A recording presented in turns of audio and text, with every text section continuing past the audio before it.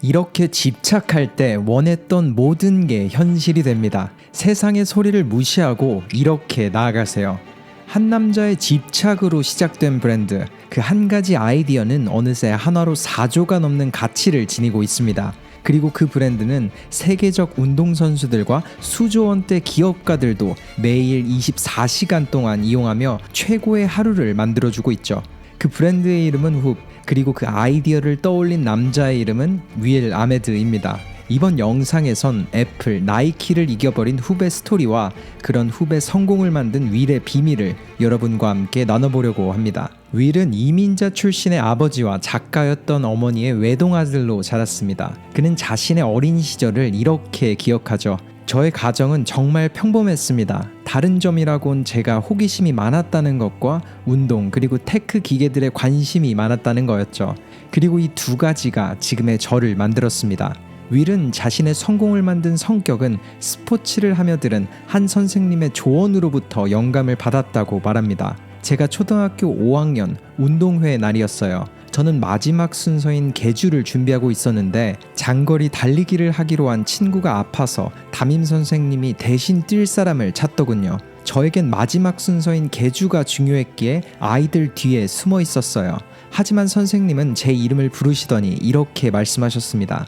윌, 인생의 90%는 일단 도전할 때 시작된단다. 나머지 10%는 도전 후에 알아서 이루어져. 그러니 뒷일은 지금 생각하지 말고 눈앞에 있는 기회 먼저 도전하면 되는 거야. 이 한마디는 제 인생 가장 큰 영감이 되었습니다.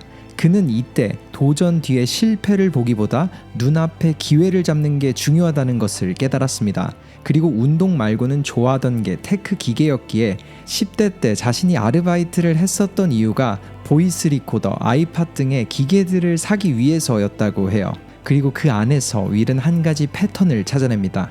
제가 어릴 때는 컴퓨터가 정말 컸었는데 어느새 책상 위에 올라올 정도로 작아졌고 또 무릎 위에 올라오는 랩탑이 되더군요. 그리고 마지막엔 주머니에 들어갈 만한 정말 작은 크기로 변하는 패턴을 봤습니다.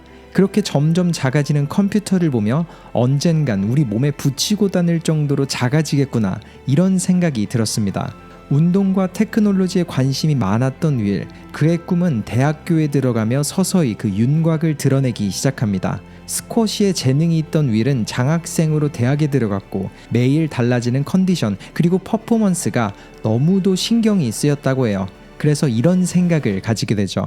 운동을 할 때와 휴식을 취할 때 내 몸에서 어떤 일이 일어나는지를 알면 더 효율적으로 운동할 수 있지 않을까? 그렇게 윌은 그 해답을 찾기 위해 운동 생리학에 관심을 가지고 자신의 몸을 이해하기 위해 노력합니다. 그리고 그 생각은 그의 일상을 채우기 시작했어요. 그게 윌이 가진 집착의 시작이었습니다. 그는 당시 상황을 이렇게 말해요. 샤워를 할 때도 생각이 나고 일상에서 조용한 순간이 오면 웨어러블 디바이스, 몸에 차고 다니는 테크 기계가 항상 제 머릿속을 꽉 채웠습니다. 마치 내면의 속삭임 같았죠. 그리고 그는 초등학교 선생님의 조언이었던 90%의 인생은 도전할 때 시작되고 10%는 해나가면서 찾아진다. 이 말을 새기고 일단 도전을 시작합니다. 가만히 있는다고 해서 일어나는 일은 없다는 걸 알았기에 작은 일들을 하면서 자신감을 키워갔습니다. 그렇게 전 다양한 학술지를 읽었고 의사 및 전문가들을 만났어요. 운동선수를 만나서 고충을 듣기도 했죠. 그리고 그 당시에 몸의 상태를 알기 위해서는 가슴에 기계를 차는 불편한 체스트 스트랩 혹은 2천만 원이 넘는 의학 장비가 있어야 했죠. 저는 그런 기계들을 어떻게든 작고 저렴하게 만들어서 손목에 차고 다닐 방법은 없는지를 생각했습니다. 그렇게 윌은 학교를 다니며 수소문을 했고 빛을 이용해 피부 아래를 비추며 심박 변이도를 측정하는 포토플라스티모그래피라는 한 가지 해결책을 찾게 됩니다. 그리고 그의 첫 기계는 머리 크기의 상자만큼 컸지만 어느새 작아지며 손목에 찰 수 있는 크기가 되었죠. 그렇게 만들어진 언제 어디서나 몸 상태를 쉽게 확인할 수 있는 후배 웨어러블 디바이스.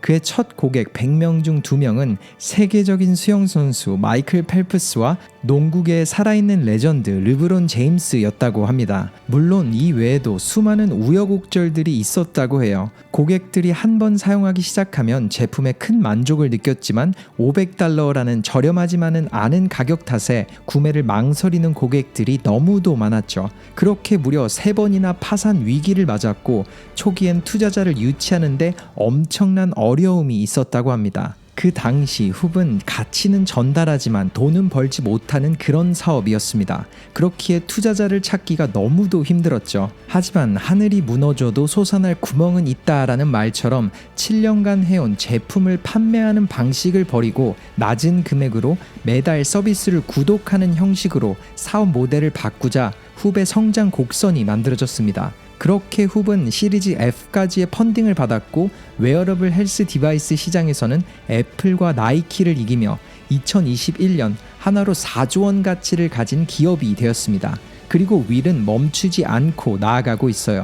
훅의 최종 목표는 이 작은 기계를 통해 병원 의료진들이 제공하는 수준의 모든 데이터를 측정할 수 있도록 만드는 것입니다. 이렇게 말하는 윌, 실제로 훅이라는 작은 테크 제품을 경험한 이용자들은 일상 속 습관과 행동을 바꾸며 더 건강한 삶을 살아가고 있습니다. 그리고 윌은 그런 자신이 성공할 수 있었던 비밀을 이렇게 비유하기도 했죠. 제가 항상 잊지 않으려고 생각한 부분은 우리가 도파민의 지배를 받는다는 사실이었어요. 만약 내가 정한 목표를 달성하지 못했을 경우 우리는 실망을 하거나 또 번아웃이 오곤 하죠. 심지어 내가 원하던 목표를 이루더라도 상황은 마찬가지입니다. 상상했던 것만큼 달라지는 게 없기에 우리는 또다시 실망을 하고 우울감을 느낍니다. 많은 금메달리스트들이 우울증에 걸리는 이유가 바로 그거죠.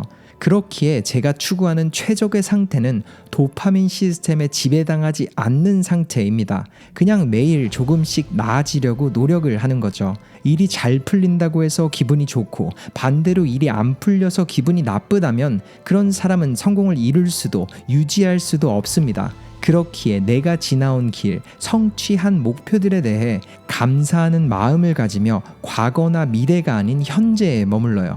즉 도파민 시스템과 감사함, 그 중간에서 살아가는 겁니다. 지나온 길에 대해 감사함을 느낄 때 우리 몸에선 세로토닌이 분비되며 행복감을 느끼니까요. 그러니 감사와 목표 사이를 오가며 현재를 살아가세요. 물론 이런 윌의 조언에 이런 생각을 가지실 수도 있습니다. 현재에 만족하면 목표를 향해 나아가지 않게 되는 거 아니야?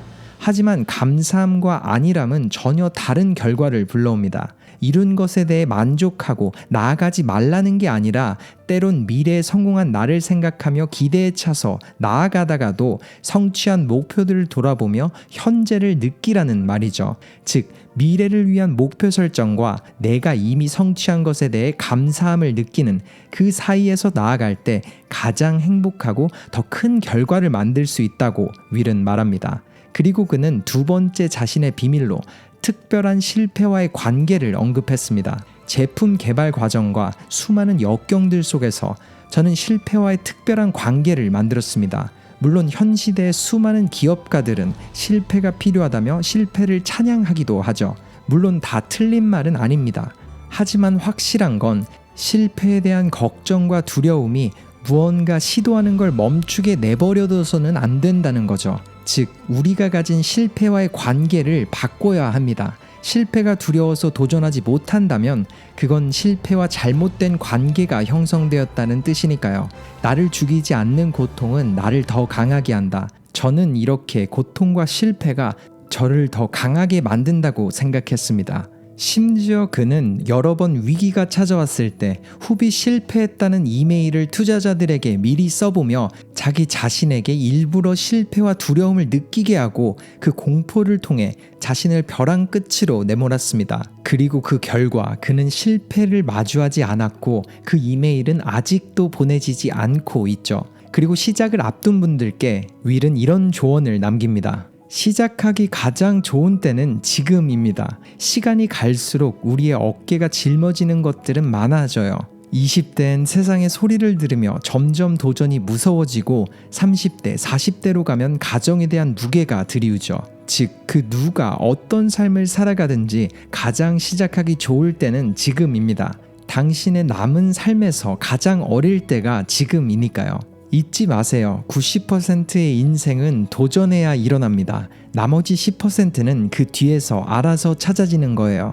이런 말을 남긴 윌.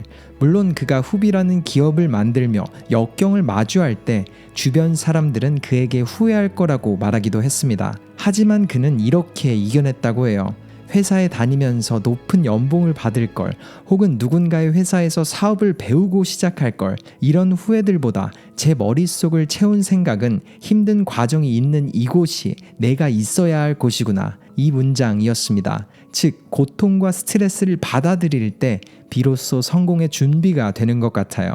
쉬운 도전은 아니라는 걸 받아들이고 유리도 씹어삼킬 수 있는 마음가짐이 필요합니다. 모든 일이 잘 흘러갈 거라고 말하는 것보다 때론 마주하게 될 고통과 실패를 현실적으로 바라보세요. 두려움을 느끼라는 게 아니라 그 길이 성공의 길이란 걸 알아차리라는 겁니다. 그리고 그게 지금의 저를 만든 마인드셋입니다. 한 가지의 아이디어로 애플과 나이키를 이긴 4조 기업, 훅을 만든 윌 아메드의 스토리. 그는 자신이 사업을 시작하게 된 건 선택했기 때문이 아니라 집착했기 때문이라고 말했습니다. 일상 속 주변이 조용해질 때 자신의 머릿속에 있던 그 집착을 윌은 세상에 선보인 것 뿐입니다. 그리고 성공으로의 과정 중에 미래만 보고 나아가는 게 아니라 과거의 성취를 보며 도파민과 감사함, 그 중간에서 실패와의 특별한 관계를 유지하며 나아갔죠. 그리고 자신만의 도전을 앞둔 여러분께 윌은 마지막으로 이런 조언을 남깁니다. 여러분이 도전을 시작할 때 사회는 이렇게 말하곤 할 겁니다. 스트레스를 너무 받는다면 잠시 내려놔도 된단다. 하지만 그게 정답은 아니에요. 그들은 당신의 성공을 우러러보고 싶지 않아서 단지 같은 눈높이에서 마주하고 싶어서 그런 말을 하는 겁니다. 오히려 정답에 가까운 방법은 스트레스와 함께 나아가는 방법입니다. 이겨내라는 말이 아니라 스트레스가 있어도 함께 나아갈 수 있는 자신만의 방법을 찾는 거죠. 스트레스가 없는 삶은 없으니까요. 그러니 때론 멈추라는 남들의 말을 무시하고 내가 집착하는 그곳으로 나아가세요. 감사합니다. 터닝포인트였습니다.